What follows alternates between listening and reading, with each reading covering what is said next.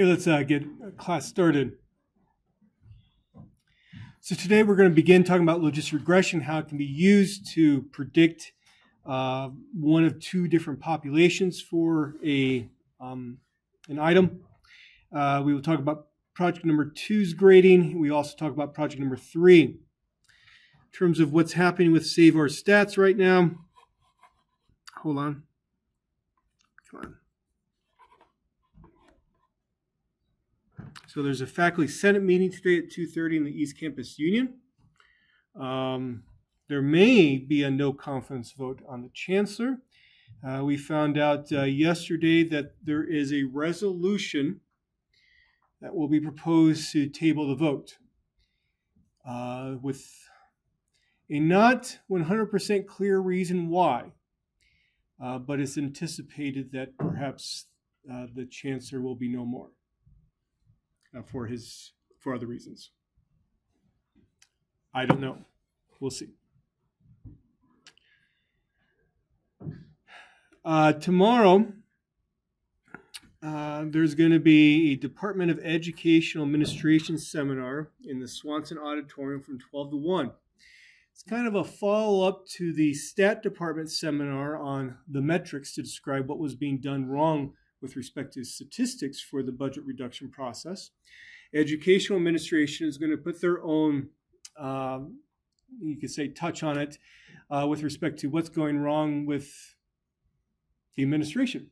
Because after all, they're the experts in educational administration. So, seminar is open to everyone. You're welcome to go. I plan on going myself. And of course, December 5th is the Board of Regents meeting coming up. Are there any questions before we begin? Okay. So with respect to project number 2, the grades are good. Whenever you have the median being higher than the number of points that were possible for the project, that's usually a good sign. There's a few comments that I want to make. Most of these I made in individual projects that I was grading. So on number 3A, that was the discriminant analysis problem. And on A, I was purposely... I didn't necessarily say how to go about estimating the accuracy, because I was hoping that you would not use resubstitution, because we know that will be the least accurate.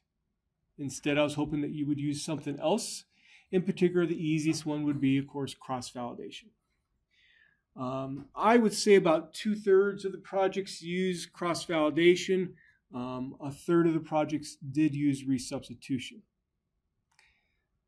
Of course, typically don't use resubstitution because there are other ways, better ways to estimate the accuracy.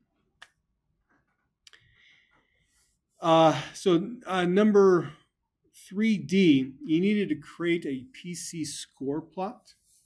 And I'd like to bring your attention to a question that was on test number 2. When constructing a scatter plot of scores for two principal components, it is important for the x and y axes to be the same numerical range and the plot to be square. Why? Well, each principal component can measure a different amount of variability. By having the axes on the same scale in a square plot ensures that one can properly take into account the differences in the observations plotted. I would say about half the projects did not use a square plot, did not use the same numerical range. That happens, I guess, but there's a clear reason why not to. And again, that was on test number 2. The purpose of showing that plot to me was so that you could talk about where you saw the problems occurring with this discriminant analysis method. And you don't want simple things like numerical scale or how the plot was drawn to mislead you in certain ways with respect to your conclusions. So again, square plot, same numerical range. This is something I was surprised about. Again, on number 3, a number of students, well, let me back up. So in our class, we use the function called printcomp to do principal component analysis. There are other functions out there. One in particular that's popular, not as popular as printcomp, but still very popular, is something called prcomp. Now, by using this other function, hopefully for those of you who did, hopefully you've noticed on the answer key your plot looks different than mine. And the reason being is because, remember, eigenvectors are not unique. And basically the eigenvectors that were produced by prcomp, I think it was for PC number 1, was simply the negative of the one for printcomp. It was maybe it was PC number 2 was like that. I don't remember off the top of my head. And so I didn't take off points for that. But that's why your answer is different from mine. And it's just something always to always be aware of, especially if you end up, let's say, deciding to use even some other function that's out there to do principal component analysis, or maybe use a different software package. The differences could be simply because the eigenvectors are not unique. Okay, so please take note of that. A little bit of a side story too is that, probably about 6 to 8 years ago, R said, okay, we're not going to use the 32-bit version of R anymore. We're only going to use 64-bit. And I've taught principal component analysis a number of years because it's just a topic that all multivariate courses teach. And I had done all my stuff with 32-bit. Well, that conversion from 32-bit to 64-bit for the exact same function caused the eigenvectors to sometimes be different. And so I had to update all my notes because of that. It seems like that is strange because it's the same function. You're just going to, 64-bit, but that's what happened. Let's talk about formatting output. Okay, so this is actually a screen capture from one group's project. Don't name names. And this is what they gave me. So what we can see that's happening here is that the output is just so wide when you copy and paste into Word. If we look at this line in particular, it goes over to the next line. And I hope you agree with me that it's a little bit hard to read. Okay? Outside of this class, if you were to write a report, let's say you're actually you've graduated and you have to use these methods. If you gave this your output like this to, let's say, your supervisor or whatever, I would imagine that they would say, hey, this doesn't look very professional looking. Okay? So, what's the fix for something like this? There's 2 fixes. One, you could use a little bit of a smaller font so that everything is on one line when you copy and paste it. But really, the better fix is actually inside of R. There's a function called options that controls various options of stuff in R. And the particular argument of width controls how many characters across is on each line. And so the default is width equal 80. If you do width equal 60, then you won't have any problems when you copy and paste it into Word.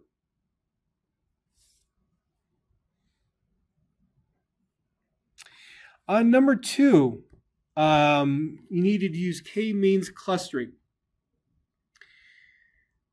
Now, after you found a particular value for k, you needed to actually implement k-means clustering yourself for that particular k. What sometimes students forgot to do was to include n_start equal 10. Now, why is that important? Remember, k-means clustering will not necessarily always give you the same results every time you run it, because those initial seeds where the clusters are grown from, they are chosen at random. And so because of that, you might just end up running the k-means clustering in a situation where the C's were chosen, let's say, in a bad way, so that you don't get to, let's say, the best possible clustering solution. And so the way around that is to rerun this process multiple times, and then from those multiple times, choose the thing that worked the best. And that's what NSTART does for this for k-means clustering. So it runs it 10 different times. And from that, it will pick the best outcome. So always remember to include this kind of an argument whenever you do k-means clustering. And lastly here, why do I like this particular data set? Because we can see how the statistical methods work well for some positions, but not necessarily for others. This is then helpful for you to understand what makes a statistical method work or not. If we see, for example, the offensive linemen on those PC score plots, how they're kind of separated from the rest, okay, I would expect discriminant analysis. I would expect cluster analysis to better separate those out. But in other situations, when you have defensive backs and wide receivers, when they're all overlapping on those plots, then it's just going to be hard for any statistical method to work. And so this particular data set allows you to see that. And, if you have a football background, it helps to understand, defensive backs and wide receivers are kind of similar. They actually guard each other, you could say, on the football field at the same time. So it makes sense that a statistical method is going to have a hard time differentiating between these kinds of players. Of course, a football background is not necessary to do well in this project, but there's never going to be a data set where everyone is going to have all the exact background, the non-statistical background, to fully see what's going on. But a sports data set is often one where lots of people will. And so that's why often I like to choose them. Okay. So that's all I have to say specifically about project number 2. Are there any questions about it? Okay, let's look at project number 3 then. This is due Wednesday, November 26th at noon. I don't like giving something with that short amount of notice, so that's why I purposely made this project smaller than normal, and I made it all extra credit. I think all of us could use maybe a little bit of extra credit. If you could give me extra credit, I would like that this semester after what's been going on. So you don't have to do it. But if you want to do it, I went through some calculations, and this could raise your grade by about a little over 2%. And one reason why I like that is because, if you look at the syllabus, I basically for the borders for, let's say, A versus A plus or B plus or whatever other borders there are. Well, there are other ones. I say 2.5% from the corresponding cutoff. So for graduate students, an A minus is 90 to 92.5. So you can see that if you do this project, this potentially, if you're on that border, could easily bump you up to the next grade level. This particular project only deals with nearest neighbor classification. So, just that one day of class that we took, or we talked about it. So let me bring it up.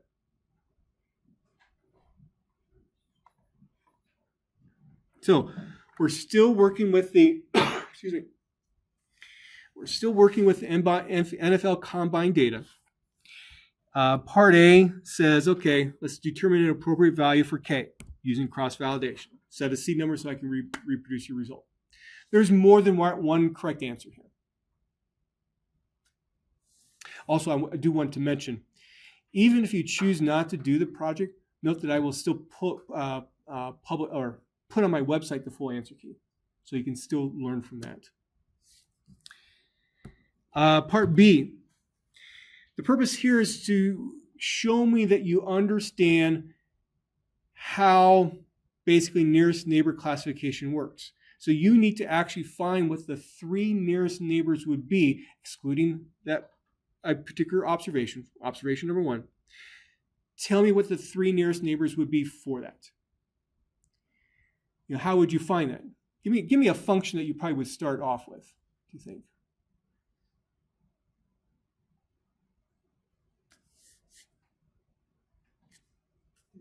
Dist. Yeah. Dist finds all the distances. You can do some fancy stuff after that. Maybe do some sorting, maybe reconfiguring all those distances to be in a nice data frame so that you can actually see this is the closest, this is the next closest, this is the next closest. To help you out, some functions that I use, and there are other ways to do this, but some functions I used was as.matrix and order. Then, suppose k was equal to 6.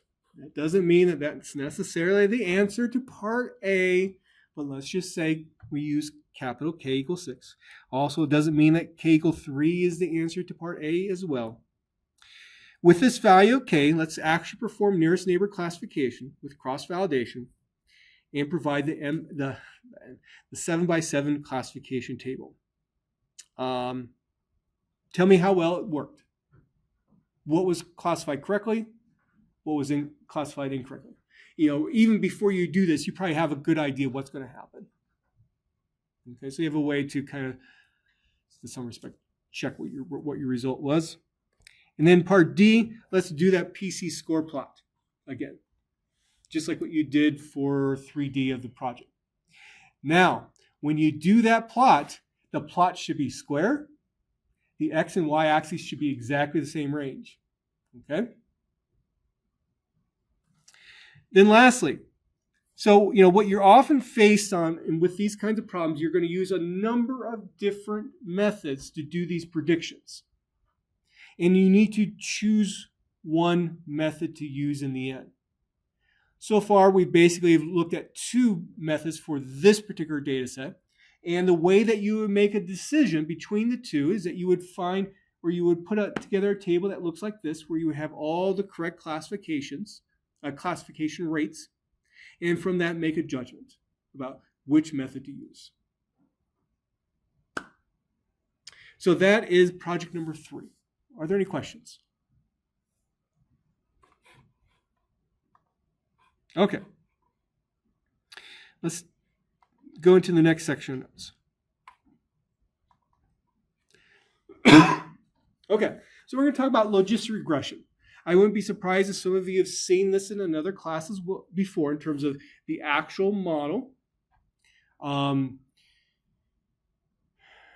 have a feeling that you probably haven't, or you shouldn't have. Well, there might be a problem with our curriculum if you've done this already. You should not have used it necessarily for prediction to determine, to predict individuals in 2 different classifications. If you have seen that for that purpose, let me know, because then I would want to revise our new curriculum at the undergraduate level. I doubt at the graduate level you would have seen this. And so anyway, so logistic regression is a common way to use a regression model when you have a binary response, like a success or failure. So you can think of that as 2 groupings. You can think of that as, let's say, 2 populations corresponding to what we first saw with discriminant analysis. And what we want to do is simply use a regression model then to predict. And we'll just call them this always success or failure. That's our general way to refer to it as the 2 categories. Now, there are other kinds of models when you have more than 2 categories. They're referred to, there's a variety of different models dealing with a multinomial response. So instead of a binary response, you have a multi-category response. So in my categorical data analysis class, Stat 475, 875, we spent a lot of time talking about logistic regression and multinomial regression because they are widely used throughout disciplines. especially medical-based disciplines. It's hard to pick up a reputable, let's say, journal. If we actually had physical copies, it's hard to pick up any kind of journal copy nowadays because paper copies aren't printed anymore. But if you could pick one up, it would be hard to look through the issue and not find logistic regression being used. So if you want to know more, well, we are going to talk about logistic regression first and then multinomial regression. We are going to talk about it with the purpose of only prediction. I want to predict what category a particular observation is in. We are not going to talk about it from the perspective of interpretation of, let's say, an independent variable on the response variable. So, for example, we're not going to talk about it from the standpoint of how exactly does the distance of a field goal affect the probability of success. Rather, we want to use distance to tell me, is this going to be a success or a failure for a field goal? If you're interested in more in the interpretation part, which is the more widely used part of logistic regression, take the categorical data analysis course. If you don't have room in your schedule for it, buy my book, Analysis of Categorical Data with R. Buy the second edition, not the first edition. I don't know why on Amazon, if you look at the Amazon webpage for the first edition, it never says, there's a second edition out there that just came out last year. You should buy that one instead of the second edition. And what's weird is the second edition is much cheaper than the first edition. Okay. So let's just simply do a little bit of review of regression models. So, and let me actually turn off the grammar and spell check here.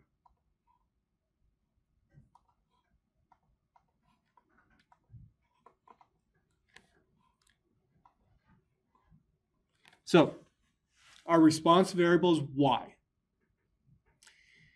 We have a little subscript r with y, just like what we've done before, to correspond to the, let's say, the rth observation, where r is equal to 1 all the way up to capital N.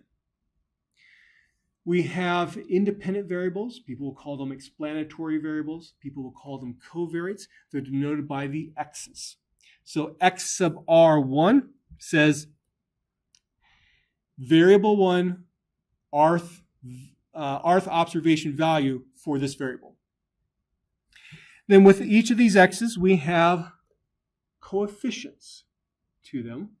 In statistics, we're going to call them parameters. And this is what we're going to try to estimate. These specifically will be referred to as regression parameters. So the corresponding coefficient for x sub r1 is beta 1. If beta 1 is positive, it says you have a positive relationship with y, meaning as x goes up, y goes up. If it's negative, then we have the reverse. So these betas, if we were to do interpretation, are very, very important to us. We also have this error term because we understand that this linear model is not going to do a perfect job at getting at what the true value of y is, so we have some error left over. This error is often denoted by the Greek letter epsilon, and we're going to assume these epsilons are all independent of one another. So epsilon 1 for observation 1 is independent of epsilon 2 for observation 2. They come from a normal distribution with a mean of 0 and a variance of sigma squared. If I were to take the expected value of y, what that ends up producing is, since that epsilon has a mean of 0, notice the epsilon disappears. And what the expected value again would mean is, what would I expect this response variable to be on average given these values of the x's? So this whole setup also means then that y has a normal distribution. We can put everything into matrix form. So we have expected value of y is equal to x times beta. That just reminds me of something. I was just putting together a presentation that I'm going to be given very shortly. And I actually simply wrote out that equation for something I was doing. And I'm sorry, I need to go back and tell you something else. Jeez. it's hard to, at least for us faculty, it obviously, I mean, it's hard for the students. It's been just very hard to focus and making sure that we're doing everything that we need to do. So, class next Tuesday, November 25th. I will be at this conference that I just was writing this presentation for. So I will not be here. I have two ideas of what I'm going to do for this class that we would normally have next Tuesday. I want to see where we are at after Thursday's class before making a decision. Now, with both of these options, I think this might be helpful for you to know, with both of these options, there will be no physical presence here. Okay? So I understand it's Thanksgiving week. I understand that some students don't like to come to class on Thanksgiving week, since we only have one class. Just realize we will not be here in person on that Tuesday, if that is helpful for you to know. Okay, I apologize for sidetracking there. So we can write everything in a matrix form. We saw this in the matrix algebra section already, so this is nothing new. Of course, this beta hat is then found as x prime x inverse, x prime y. Beta hat is the estimate of these regression parameters. So now let's talk about logistic regression. Now our response variable doesn't have a normal distribution anymore. Instead, it's binary. And the convention is to say y is either equal to 0 for failure or 1 for success. So since it's binary, y has a Bernoulli distribution to it. Of course, with a Bernoulli distribution, we have a certain parameter pi that represents, let's say the probability of success. We've seen Bernoulli distributions before, binomial distributions before. The key is, notice we have an R there. What that's telling us is now that this probability success parameter can be different for every single y. The expected value of y is pi. The variance of y is pi times 1 minus pi with the R subscript. So this is what our logistic regression model looks like. This is just one way that we can write it. Pi is equal to, we use the exponential function, and then we have up there in that power, then this linear combination of the regression parameters with the x's. That's all over 1 plus e raised to this linear combination of the x's with the betas. Now, why do we use this particular functional form? The reason being is this. A probability is always be between 0 and 1. Okay? This little mathematical transformation of the linear combination of the betas with the x's is always guaranteed to be between 0 and 1. The reason why is, remember, the exponential function is always going to give you a positive value. Also, look what's up in the numerator. It's always going to be a little bit less than what's in the denominator. That's why we use this mathematical transformation. This mathematical transformation, basically, for those of you who've had a mathematical statistics course, is the same transformation that you would see with the logistic probability distribution. That's where this name, logistic regression, comes from. It doesn't mean that we are assuming y has a logistic distribution to it. It does not mean that at all. It just simply means, for those of you who have seen, sorry if I didn't say this properly before, if you've seen the cumulative distribution function for a logistic probability distribution, it has exactly the same form. That's where the name comes from. Again, for those of you who have mathematical statistics courses, you know a cumulative distribution function is always between 0 and 1 because it gives you a probability. We need a probability here. That's why this is used. You might learn also in other classes that there are other cumulative distribution functions that can be used to do this kind of a regression model. but this is by far the most prevalently used. It has some nice mathematical properties to it. Now, what we can do as well here with this equation, we can solve for that so that only this linear combination of the betas and the x's is on the right side of the equation. And then you can get a form of the model that looks like this. I've actually given questions on a test in this class before where I say, actually go through the mathematical details. So make sure you can do that. And so now we have on the left side the natural log of pi over 1 minus pi is equal to that linear combination. It's just a different way to write the model, mathematically equivalent.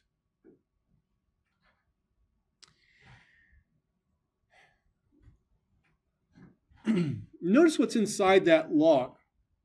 So I'm going to go a little bit beyond what we need to know for our class here. Notice what's inside that natural log, pi over 1 minus pi. That has a special name in statistics. Does anyone know what that is?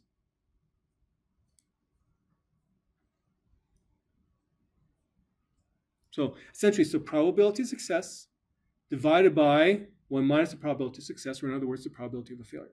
Probability of success divided by probability of failure. Does anyone know what the special name of it is? It's an odds. All of you have heard of odds before. All that an odds is a mathematical transformation of like a probability of success. You know, odds obviously are used like in gambling situations and stuff. This is an odds. And so that's one of the reasons why people really like these kinds of models, because what you're modeling is the log odds of success is equal to a linear combination of the betas with the x's.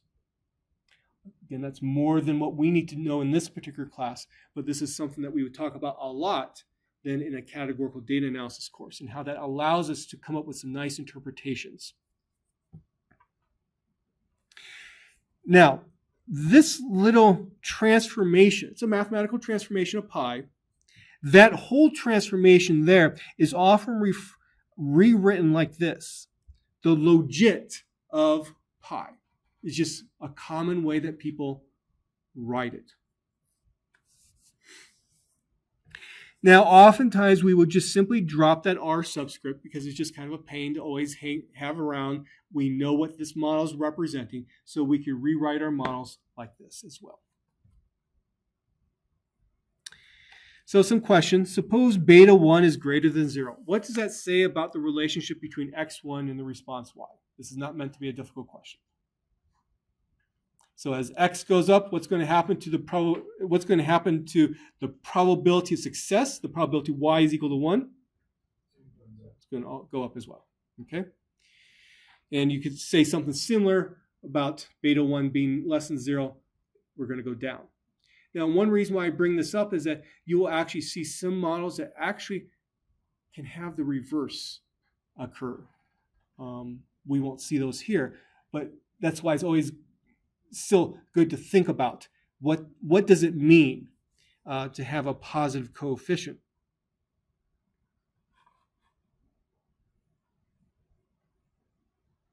Okay, so let's take a look at what the model would look like if we were to plot it.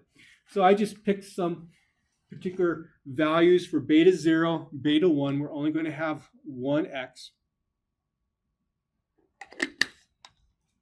So if I were to write out the model for what's on the left side here, one way to write it would be like this. Logit of pi is equal to 1 plus 0.5 times x. Or I could also write the model as pi is equal to the exponential function of 1 plus 0.5 of x, or 0.5 times x, all that divided by 1 plus the same thing. I'm running out of room. And so we have this relationship. Notice that when beta 1 is 0.5, it's positive, so we can see that as x increases, pi on the y-axis increases as well. And we have this kind of an S shape there that has a special name. It's called a sigmoidal shape to it, just a name that you might see elsewhere. We can also see, for example, how the slope of the line changes as a function of wherever you are with respect to x, or you can think of it in terms of pi as well. So when beta 1's negative 0.5, then we see now we have a negative relationship. If you want to see my corresponding code to draw this plot, here it is. I do a little bit of fancy stuff where I actually, get these Greek letters on the plot, and I use the expression function to help me do that. So, some more questions. Let's say with the beta 1 equal 0.5 plot. When beta 1 is increased, what's going to happen to this line that we see there?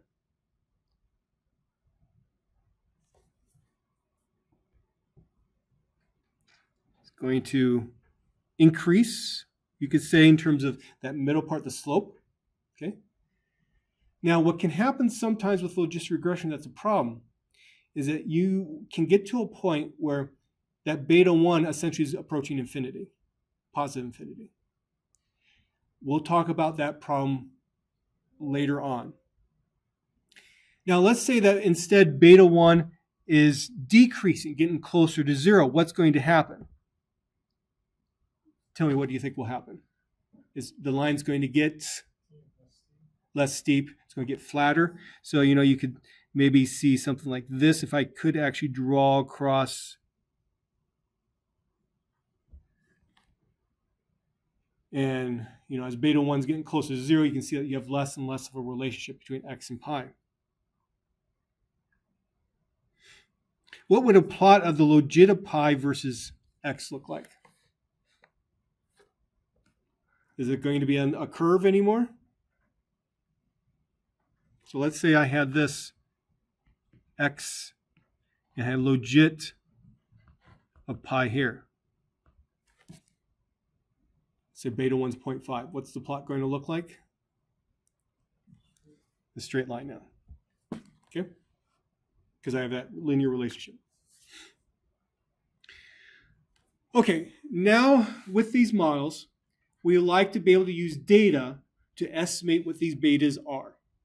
And so we can use maximum likelihood estimation to do that. We saw a little bit about maximum likelihood estimation before, earlier in the class. Here's our actual, well, let me actually show you. So I have that here. So we were talking about field goal kicking, if you remember, 40-yard field goal, where we have pi as the probability of success. And we could write out the whole likelihood function so that it looks like this in the end. Now, let's say in another situation that perhaps we don't necessarily only have 40-yard place kicks. Maybe the distance could change. Well, what's going to happen to that corresponding pi? Well, if you're a football fan, you know that pi, that probability of success, will probably change as a function of distance. So instead, what we could do is rewrite our likelihood function so that indeed it is now dependent on whatever that distance is. So that pi sub r there basically says, actually, let me write it out. Pi r is equal to, and I'm going to just substitute the word dis for distance.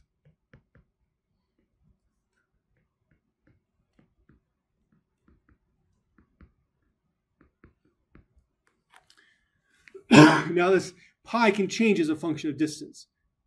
And so you can see how then this pi sub r is going to be in that equation. And what we can do is try to find what values of beta 0 and beta 1 maximize this likelihood function. And those are then our maximum likelihood estimates of those regression parameters. Now, and you could go through some math, and that's what I do here. You're not responsible for this, to show what the likelihood function then ends up looking like. The main purpose of me showing this is that, especially for those of you who've had a mathematical statistics course, you know that from seeing something messy like this, for most situations, you're not going to be able to actually solve in a mathematical, you're not going to be able to present a mathematical closed form expression for what beta hat 0 is, what beta hat 1 is, and so on. Some special situations you can, but otherwise you're not going to be able to.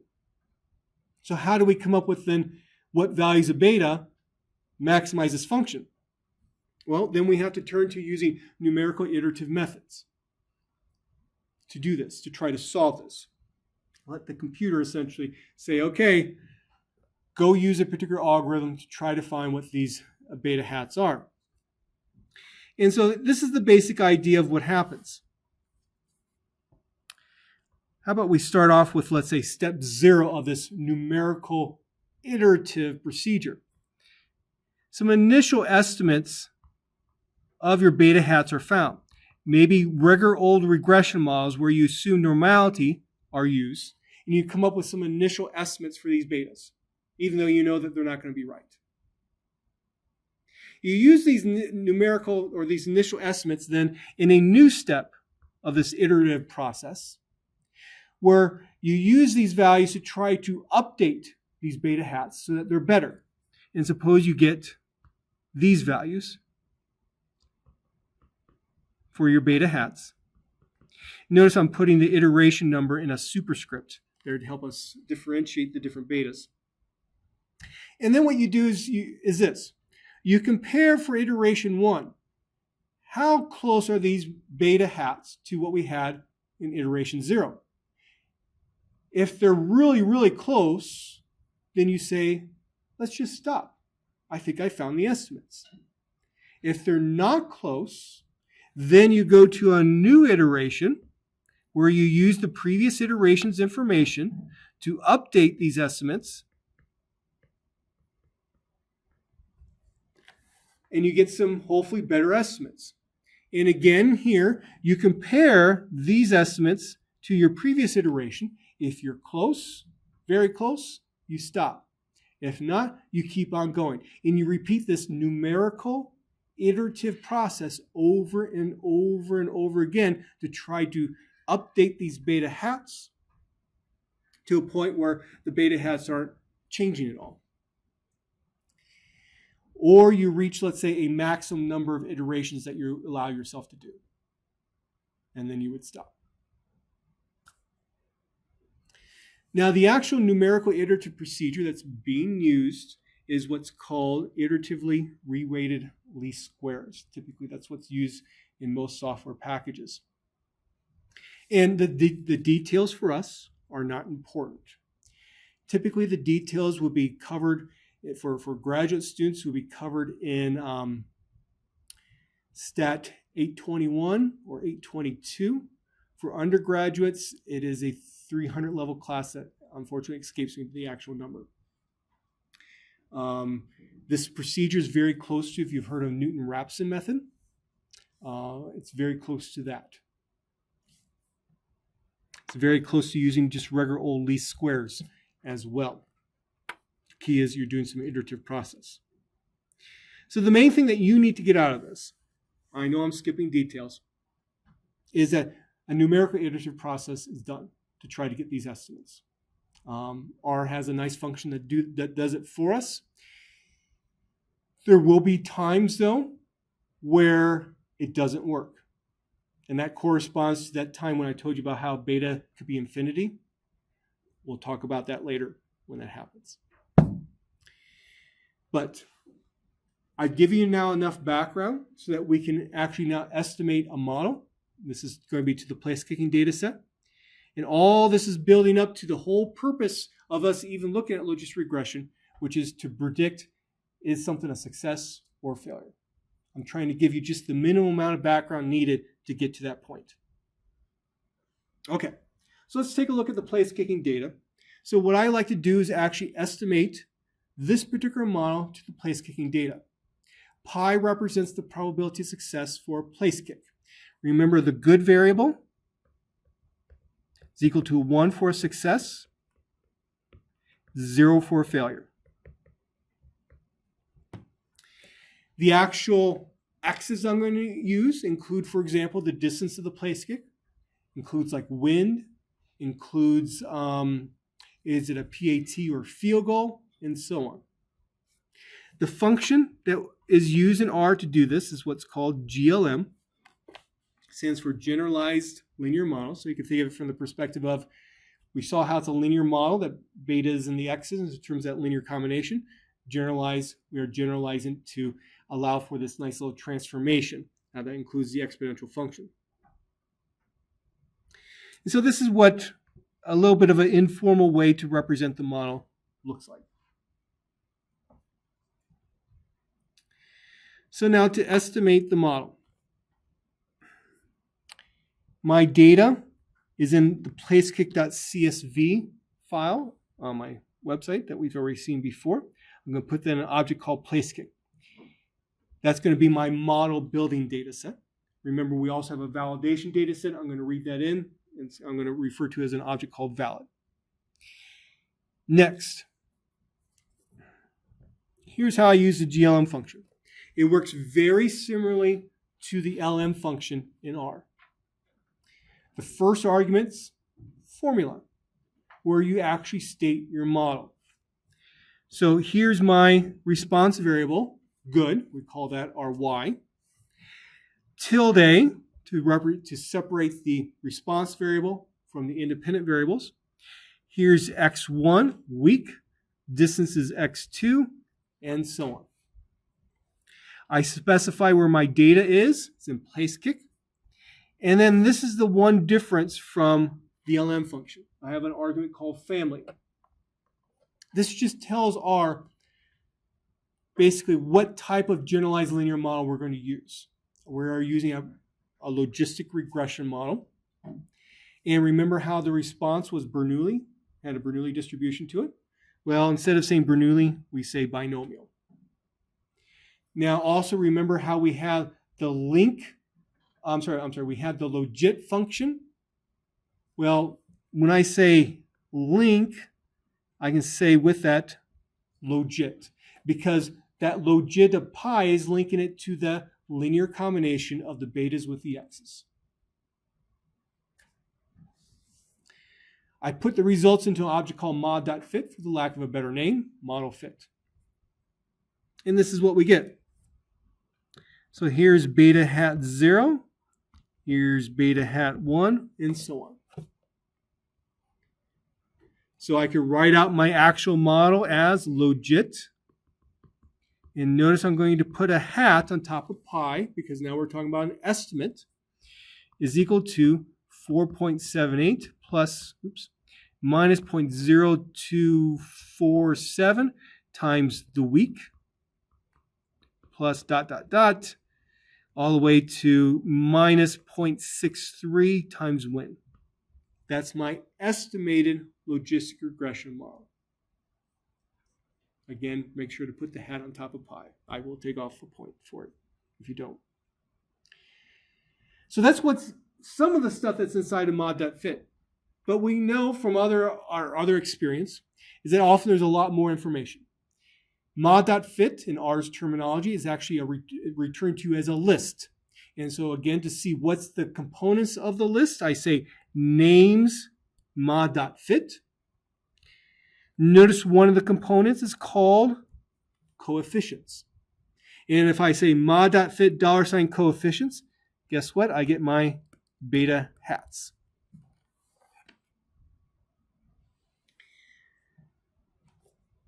Again, whenever you're with a new function you haven't used before, let's take a look at, well, what's the class for this object? In this particular case, it has two different classes, GLM and LM.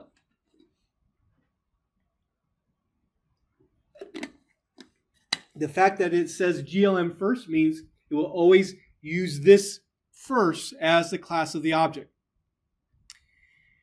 Now, when I also then say methods class equal GLM, what this gives me is all my generic functions that I can use with objects of this class type. One in particular that's of interest to us is summary. If you remember when we used the LM function before, we used summary to get a summary of the model fit. We're going to do exactly the same thing here. The actual function that's executed is summary.glm because of the object-oriented nature of R. So here's summary of mod.fit. we get some information presented. Let's just focus on this table that's referred to as coefficients. Once again, we get beta hat 0, we get beta hat 1, and a whole bunch of other beta hats corresponding to our independent variables.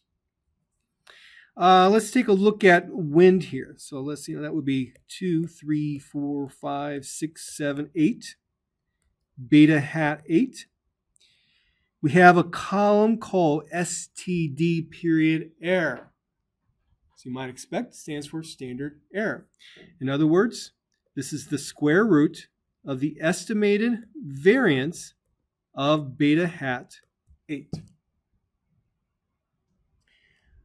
Output looks very similar to what you see with the LM function. We have another column called z-value. What do you think this is doing? Think back to regular regression analysis. It's going to give us a test for, in this particular case,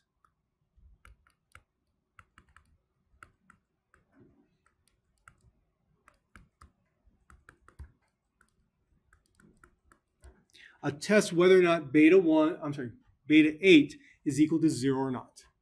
Just like what you would expect with the output from LM, except for you get a t-test there. Here we get a z-test, which just simply means you're using a standard normal distribution approximation to the statistic, negative 1.833. Okay? Why are we using a standard normal distribution here rather than a t-distribution? Well, take stat 475 and 875. Simply has to do with the asymptotic normality of maximum likelihood estimators. Don't worry about that. Now, if we use a standard normal approximation to this test statistic, we get a p-value of 0.06683. So there's marginal evidence that truly beta 8 does not equal 0. There's marginal evidence that wind is important. It's definitely not overwhelming. Of course, though, if we were one of the UNL administrators looking at z-scores, if you had a negative 1.833 for your department for something, you'd be in big trouble right now. In fact, you would be in trouble here, here, here, here. Maybe not this one. That would be good, because that's a positive. But you'll be shown that you are an outlier, because outside of plus or minus 1, that's not good. Anyway. There are other ways to do hypothesis tests as well, like the one I just showed you. In particular, you can do what are called likelihood ratio tests. We don't need to worry about that in this particular class. This just gives you some idea of how that can be done. Okay. So we're almost to the point where we can do prediction. Almost there. This next thing is important.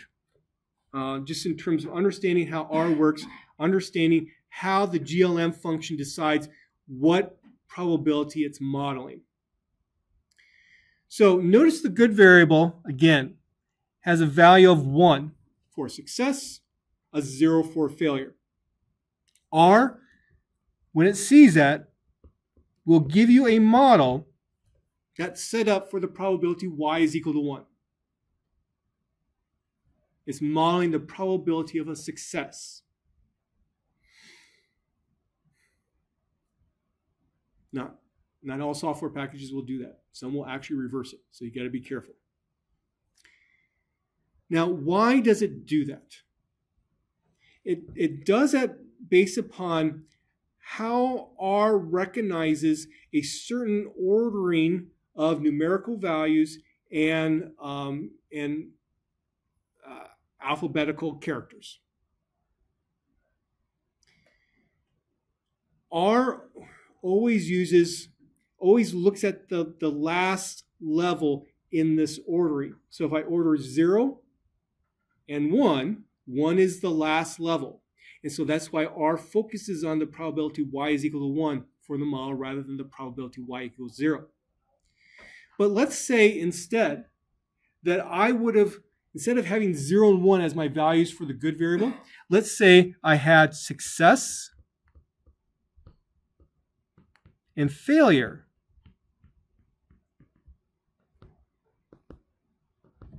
as the different levels of good. And let's say good was actually a factor, so that R definitely knew that this was a categorical variable. What would R model as for its probability? It would actually model the probability of, how about if I just write it like this? It would model what we want, the probability of success. Then the answer is Y, W-H-Y. I'm sorry. The question then is, the question is, why does it do that? It sees S comes after F. And so it orders it, failure comes first, success comes second. And the way that R works, it's going to focus on that second level. And so that's why R will actually do that. I know this was somewhere else in the notes, but I don't think I actually talked about it in detail. This is how R orders everything. Notice how lowercase letters come before uppercase letters as well. You might be thinking, okay, this is so much detail that I don't see why it's necessary. Trust me, it is. Other software packages might do something different than this, or they do something different than this. And you need to be aware of how R is working so that you know that you're modeling a probability of success versus the probability of failure. You can see that you could make a really bad mistake if you thought it was the other way around. Okay? So here's the actual then estimated logistic regression model. I kind of wrote it out before. Emphasis, notice the hand on top of the pie. So then what happens to the estimated probability of success as the distance increases? Does the estimated probability of success go up or does it go down? It goes down because we have a negative coefficient on distance. What happens to the estimated probability of success for lead change place kicks versus non-lead change place kicks? So a lead change place kick meaning that if successful, the team that was behind is now essentially going to be ahead. Okay? So it's like a measurement of pressure. So if we take a look at the change variable, if their change would be 1 for lead change place kicks, 0 otherwise. So what's going to happen to the probability of success when you have a lead change place kick? It's going to go down. Meaning pressure, at least with respect to this sample, matters. Now, to make a formal statement overall, you would have to actually do a hypothesis test for is that beta equal to 0 or not? And, well, I guess we can actually go back and take a look. Change, 0.07 is the p-value. So there's marginal evidence. PAT, matters if it's a PAT or field goal, which kind of makes sense if you're a football fan. Look at distance. I know it's kind of hard to see. Oops. I'm making it even more difficult to see. Look at that p-value for distance. 2 times 10 to the negative 14th power. If you're a football fan, you know that that should be expected. Okay. Okay, so we are done with the introductory material. And I kind of said this before. The purpose was to give you just enough background so that we can get to prediction, which is the reason why we are looking at this. Yeah. Just a moment. When you wrote the final equation after the model was run, is this one. Why included all the variables? Though when we saw the model on the previous page, there were some who were significant and some who were not. They're still in the model. So I think what you're kind of getting at is this. We would like to have this is a goal in statistics. We like to have the most parsimonious model possible such that it predicts the best. Parsimony means the smallest number of variables in the model. Okay? When we are dealing with prediction, it's not as big of an issue to, let's say, remove variables that are not helpful. Because all we're interested in, we're not interested in interpretation of the variables. We're only interested in prediction. And whether a particular variable is in the model or not, and if it's not important, it's probably not going to affect too much the actual prediction in the end because, yeah. So, something that we talk about in Stat 875 or 475 is how do we go about choosing variables? There's a number of different techniques. There's positives and minuses associated with those techniques. Any other questions? Okay. So we want to do prediction. I want to predict, is this field goal going to be a success or is it going to be a failure given it's windy, given it's a lead change place kick, given other factors too. And so what that means for us then, what we need to do is find the estimated probability of success first in order to do this. So we get our model, we put in all the X's that we're interested in, like distance of 40 yards, wind equal 1, lead change equal 1, or whatever. We put that all in there, do the math, and we get pi hat out. And so let's say that pi hat ends up being 0.6. Intuitively, then, what you would say is, okay, I have a 60% probability of being a success. If I had to predict success or failure, I would predict success. And that's simply how it's done. But there's going to be a little bit more to it, too. So in other words, if the estimated probability of success is greater than 0.5, we can classify or predict that observation into the y equal 1 population. Otherwise, we classify the observation into the y equals 0 population. This 0.5 here is what's referred to as a cutoff probability because it differentiates between the two different groupings or the populations. But we don't have to use 0.5. Why not use 0.7? Why not use 0.3? Maybe it might work out better. And that's what we're going to look at. And a way to make that judgment about what should I use leads us then to this very important topic, what's called a receiver operating characteristic curve, or ROC curve. No one ever calls it a ROC curve. People call it a ROC curve. Just out of curiosity, have any of you seen ROC curves before? Okay.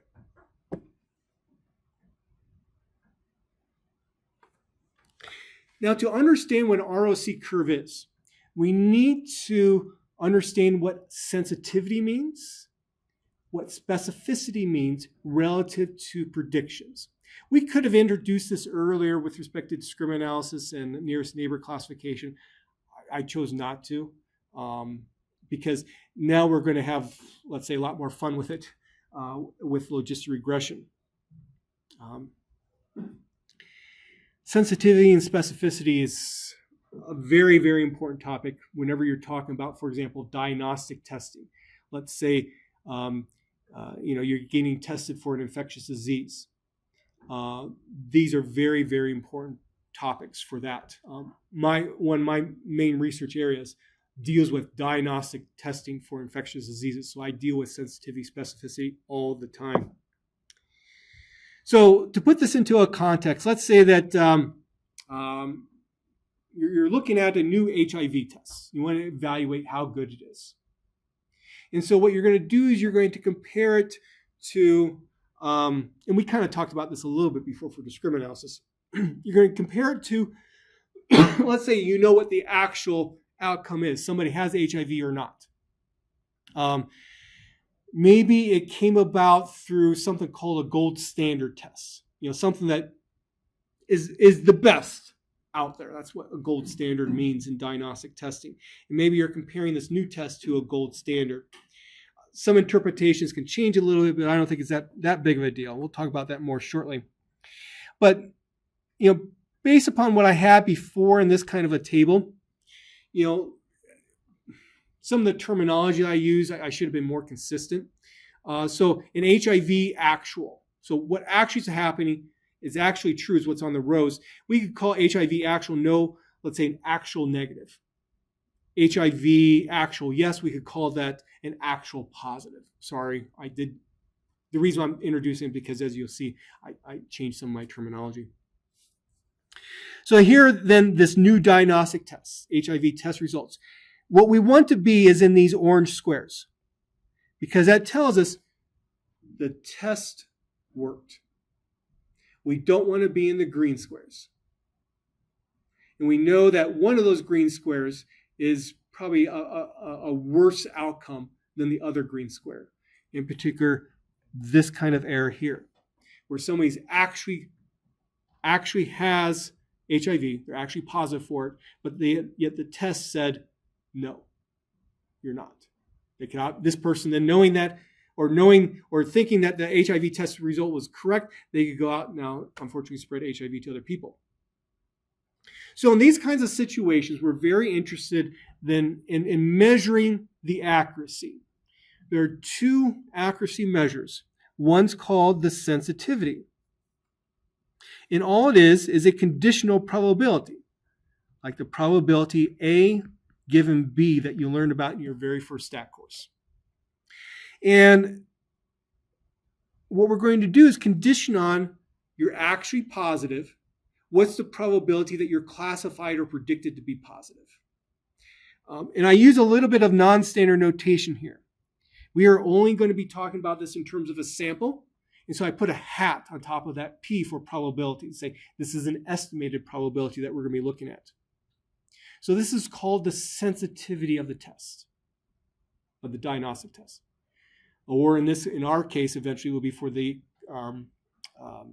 statistical method. So do you think we want the sensitivity to be high or low? High. We want it to be as close to 1 as possible. Then we can also have what's called the specificity as well.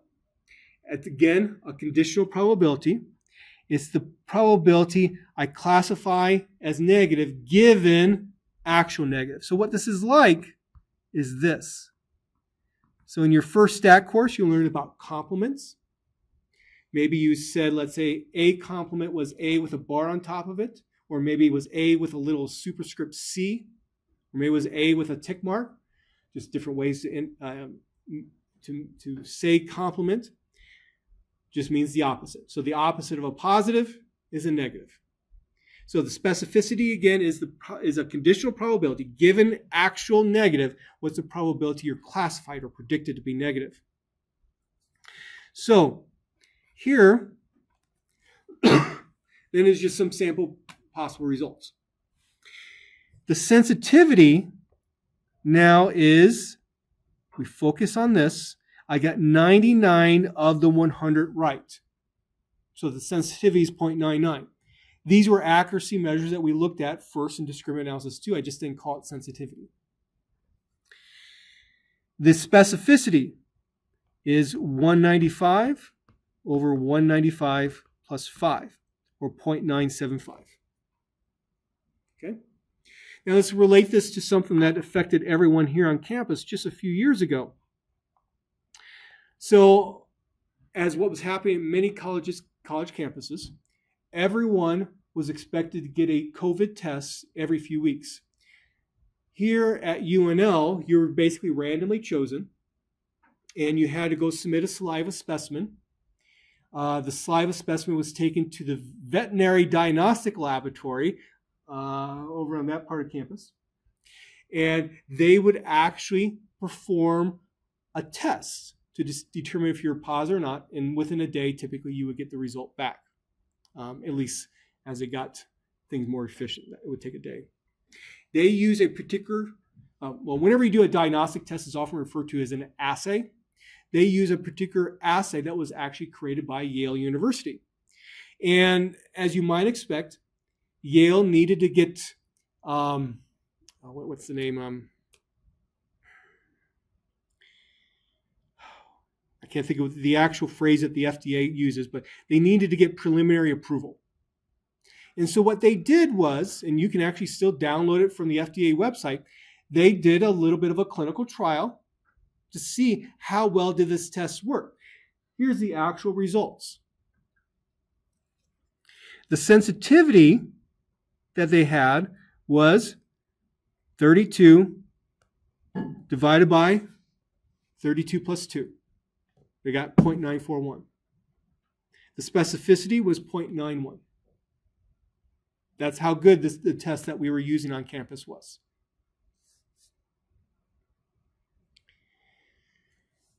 Now, for those of you who especially are statisticians, if you were to go out and sample, let's say, about 60 more tests, do you think you get exactly the same results? No. What do you think would have helped if, and they did not include in their documentation, what would be the next step that you would do with this? If you couldn't go out and take a bigger sample. I want to make inferences to the population of all people who get this test. So how can I make inferences? Create a confidence interval. Yeah. You'll see if he did that. It's a little bit wide. Probably a little bit wider than what you might be comfortable with.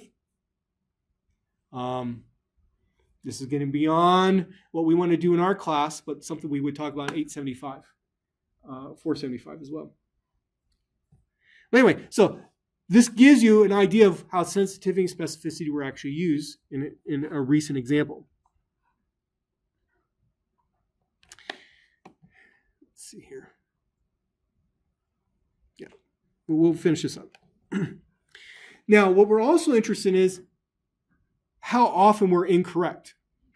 So we can look at the false negative rate, which is just 1 minus the sensitivity. So again, in your very first stat class, when you saw the probability of A given B, you learned that that was equal to 1 minus the probability of A complement given B as well. And so the false negative rate is something that we are very interested in. We want that to be as small as possible. This is just in the probability of classifying negative given actual positive. You could also have a false positive rate. That's just 1 minus the specificity. So corresponding to what I had before, that would be the probability of A given B complement, which is 1 minus the probability of A complement given B complement. We want that to be as small as possible too. So based upon the previous example, the false negative rate was 1%. The false positive rate was 2.5%. False positive rates are generally not as big of a deal to have it to be higher, because typically what one will do is if they get positive, you're going to get another test. Or you're at least going to be looking for symptoms. If symptoms don't come about, then you might be thinking, okay, maybe you weren't really positive for HIV. Okay.